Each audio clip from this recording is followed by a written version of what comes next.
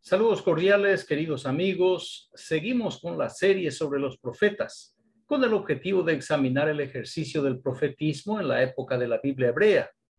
El análisis se desarrolla fuera de la teología y la teodicea y de cualquier confesión religiosa.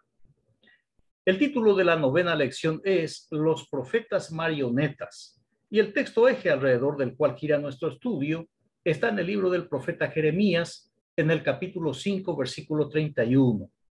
Voy a leer la versión de la Biblia textual, edición 1999. Los profetas profetizan mentira y los sacerdotes gobiernan bajo su dirección, y mi pueblo así lo quiere. Pero, ¿qué haréis al final de ello? A modo de introducción, voy a compartir una breve sección del artículo publicado por el psiquiatra David Rocha, coordinador del equipo de trastornos psicóticos, bajo el título de Mitomanía, la enfermedad de la mentira patológica. Abro comillas.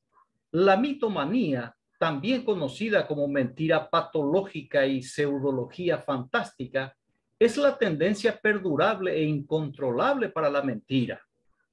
El mitómano es aquella persona que miente compulsivamente, desde pequeñas mentiras inofensivas hasta historias fantasiosas extremadamente detalladas.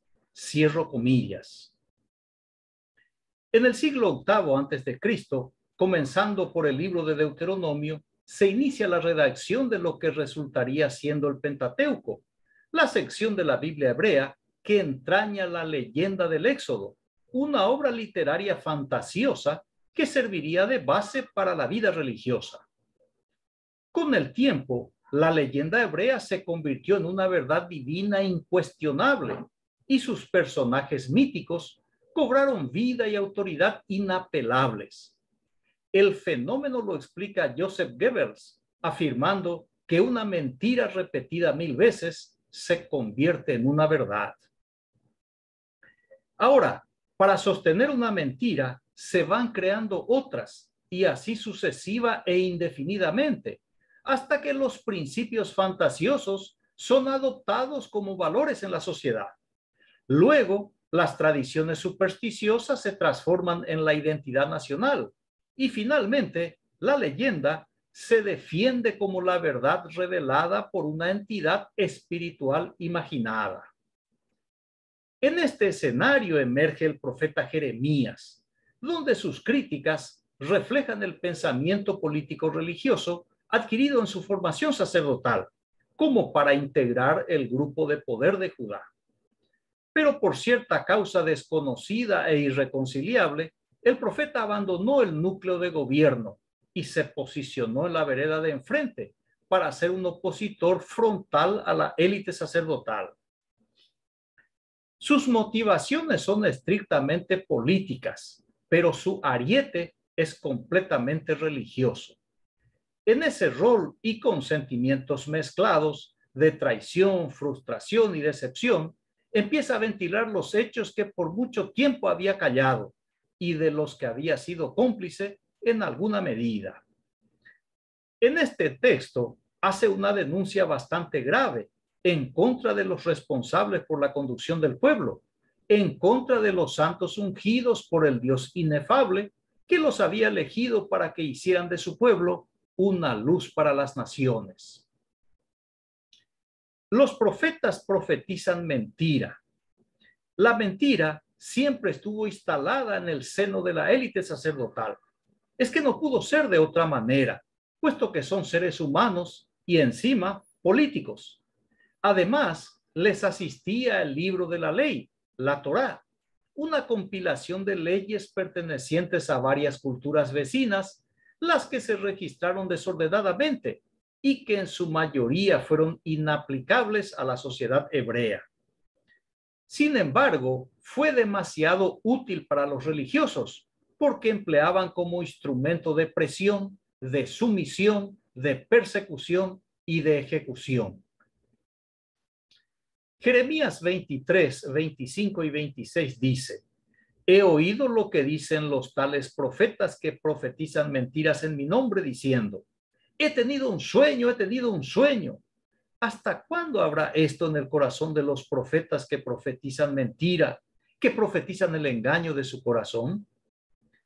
Esta era la fórmula más utilizada, el sueño, porque según Números capítulo 12, versículo 26, Yahvé en sueño le habla a su profeta, pero Jeremías sabe que no existe, que es un cuento inventado con el fin de fabricar mentiras para engañar al pueblo. Es como si Jeremías les dijera a sus ex colegas: muchachos, no nos engañemos entre profetas, o lo que es lo mismo, entre bomberos, no nos pisemos la manguera. Los sacerdotes gobiernan bajo la dirección de los profetas. Este es el esquema político o la trampa religiosa. Los sacerdotes de la élite sacerdotal instruyen a los profetas lo que deben anunciar como palabra de Yahvé, revelada en sueño.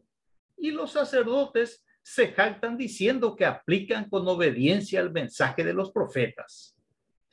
Así engañan al pueblo, pero no a su ex colega Jeremías, quien conoce el modus operandi de los administradores de la mensajería divina en beneficio directo del grupo de poder. Precisamente esto es lo que le preocupa al ex sacerdote y ahora en el papel de profeta. Jeremías 23:32 dice: he aquí yo estoy contra los profetas, yo estoy contra los que profetizan sueños falsos, dice Yahvé, y los cuentan, y extravían a mi pueblo con sus mentiras y su jactancia, porque yo no los he enviado ni les he dado orden, y ningún provecho han traído a este pueblo, dice Yahvé. Jeremías tiene toda la razón, no ha dejado ningún provecho al pueblo. Sin embargo, y por prudencia, se abstiene de mencionar a los responsables y beneficiados, a los sacerdotes, porque sabe que no le perdonarán la vida, pues están acostumbrados a asesinar a los profetas disidentes, como lo hicieron con Isaías, Zacarías y Jesús de Galilea. Así que según Jeremías, el dios cananeo Yahvé está en contra de tales profetas, pero guarda un silencio divino sobre la conducta manipuladora de sus sacerdotes.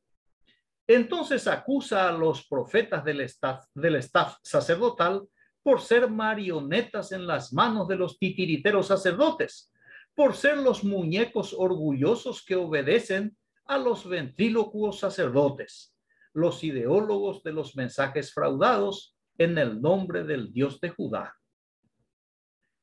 Los sacerdotes pronto se olvidaron de la ley que habían escrito y que consta en el manual de los levitas. Concretamente, la ley que les prohíbe la práctica de la mentira y el engaño. Levítico 19:11 dice: no hurtaréis, ni mentiréis, ni os engañaréis unos a otros. Pero el Dios edomita Yahvé es muy especial porque defiende a sus sacerdotes mimados y, como siempre, le culpa al pueblo de toda la desgracia nacional. Dice: mi pueblo así lo quiere. El pueblo ya no tenía el poder para cambiar, porque los sacerdotes ocupaban con firmeza todas las posiciones de liderazgo. Eran jueces, escribas, legisladores, políticos, consejeros, etc. Una verdadera muralla de poder que como reino de sacerdotes se da a conocer. La fragilidad del pueblo era notoria. La pobreza y el analfabetismo nunca fue combatido por los santos sacerdotes porque no les convenía. Sería un suicidio político para ellos que se robusteciera el rebaño, por lo que siempre fue mejor evitar que les pudiera hacer daño. Otro factor favorable a los religiosos fue la superstición de la gente, alimentada por los sacerdotes en una atmósfera religiosa condicionada con la idolatría y el politeísmo, como cualquiera de sus vecinos, a quienes despectivamente llamaban paganos. La corrupción seguía siendo la marca distintiva del equipo religioso de Judá, incluso después del regreso del cautiverio babilónico. Este escenario incurable, contemplado con tristeza por el profeta Malaquías, le impulsó a recordarles a los sacerdotes de Yahvé la misión que ellos mismos habían establecido, pero que nunca nunca la cumplieron. Malaquías 2:7 dice, los labios pues del sacerdote deben guardar la sabiduría, porque la ley se ha de buscar de su boca, pues él es mensajero de Yahvé Sebaot. Palabras piadosas de la propaganda religiosa generadas por el corpus sacerdotal de Judá. Termino con la observación del escritor, orador y político romano Cicerón. La verdad se corrompe tanto con la mentira como con el silencio. Reitero, la verdad se corrompe tanto con la mentira como con el silencio. Muy bien, agradezco su amable atención. Reciba un fraterno abrazo y hasta el próximo estudio. Gracias.